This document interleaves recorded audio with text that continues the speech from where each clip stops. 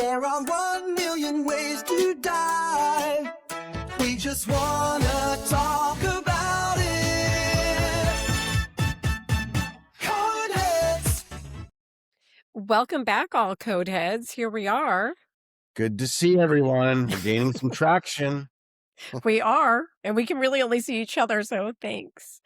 But today we wanted to chat a little bit about the difference between a heart attack, a myocardial infarction, and sudden cardiac arrest.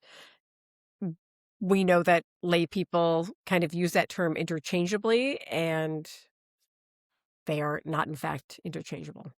And indeed, almost invariably, at least every other community CPR class that I teach, people will conflate the two. They think one is the same as Always. the other. And that's why it really is a relevant topic, because while it might be obvious to a lot of us, it's not to the lay rescuer. Yeah, and I think we forget that sometimes because, they'll tell stories and they're like, "Oh, so and so had a heart attack." And I'm like, "Heart attack?" Or they're like, "They just dropped." And I'm like, "Oh, they went into sudden cardiac arrest. Got it." Mhm. Mhm. So the treatment's different. What it looks like is different. And just as a little review for all of us is that we know that a heart attack, a myocardial infarction is really, it's a plumbing issue of the heart.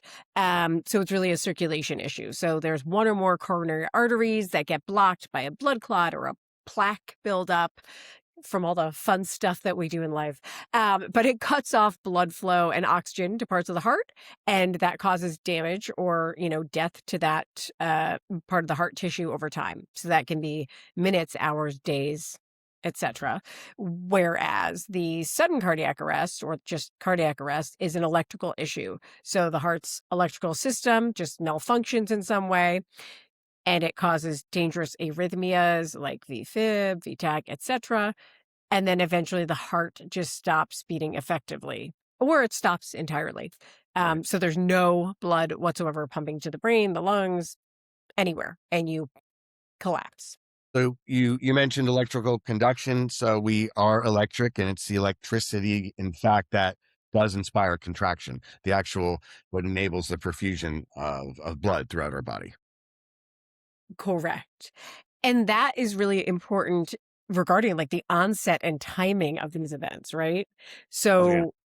So that's why when someone is having a heart attack, a myocardial infarction, it's a gradual buildup, right? Because the symptoms can start, as I said before, days, hours, weeks. Mhm. People are able to remain conscious and they're able to speak and call for help and say, "Oh, my chest," or "Oh, it hurts," or "Things are feeling weird," because they still have that blood flow. They're still having electricity with conduction. It's just not as good as it could be.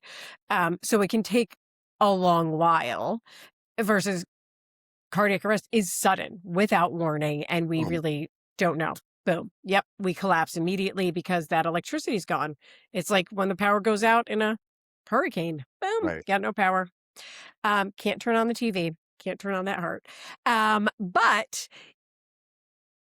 we know that heart attacks, while they are happening gradually over time, they can eventually lead to arrhythmias and sudden cardiac arrest as well. Right. So there can be a little bit of Absolutely. They are linked if in fact the arrest is secondary to the myocardial infarction, the heart attack itself. But one very important distinction we should mention, which may be obvious, is if someone's having a heart attack, I'm like this, that quintessential sort of response. You're not going to start CPR on me because I'm still with us. I'm still conscious. I still have a right. pulse. And that's when we do CPR. Cardiac arrest, like we said, no breathing, no pulse, immediate CPR, regardless of what caused the arrest. So that is the major distinction between the two. Correct. Heart attacks, you have some time, right? We can call 911 or we can get someone to an emergency room or, wherever we can get them to get some medical attention and get what they need. Mhm.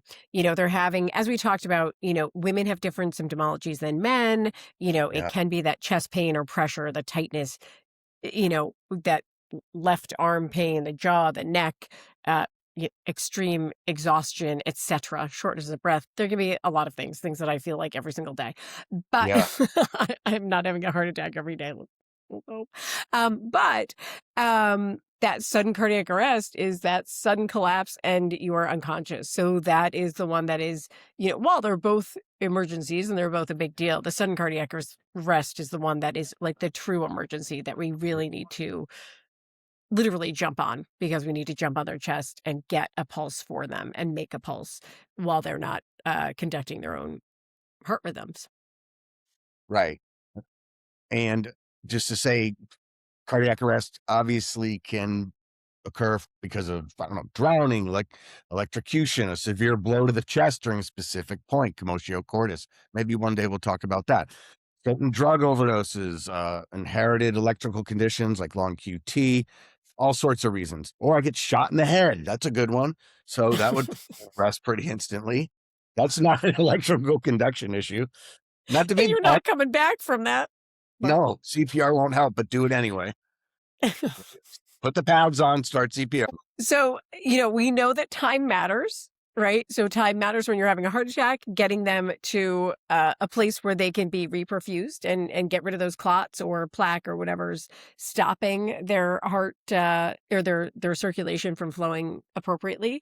And then time matters with sudden cardiac arrest too, because as Mike just indicated, our immediate actions on these patients is life or death. So, brain death can start and brain damage can start within moments without blood flow. So the faster we can hop on their chest and at least attempt to get some blood flow and blood to that brain is what is most important.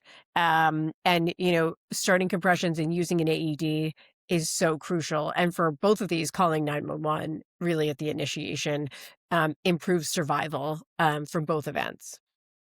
Yeah, and with the heart attack, you just spoke of time, and there's the mantra, time is muscle, and that's referring to, trying to save what you can of what's been compromised in the heart. Yes. And I think it's important to note that survival rates are really high with a heart attack, with a myocardial infarction, as long as we do have those prompt interventions and we get people to where they need to be and get that blood flowing quickly.